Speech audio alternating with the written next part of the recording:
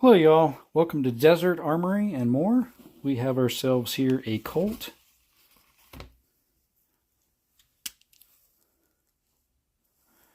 It is called a Colt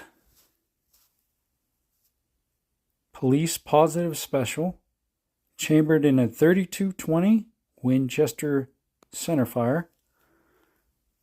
It is a 1921.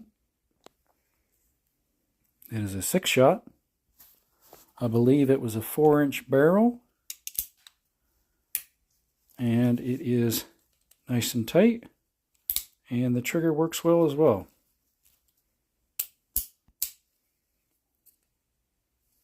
It's got a little wear on it. Not too bad. Nice patina.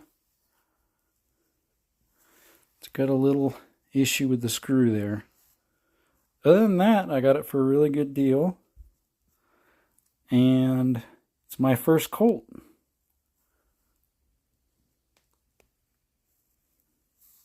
Again, this is a PolicePositive Special 32-20 Winchester centerfire.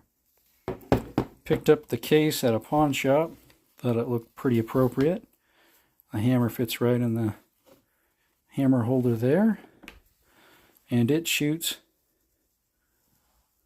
these right here. 32-20.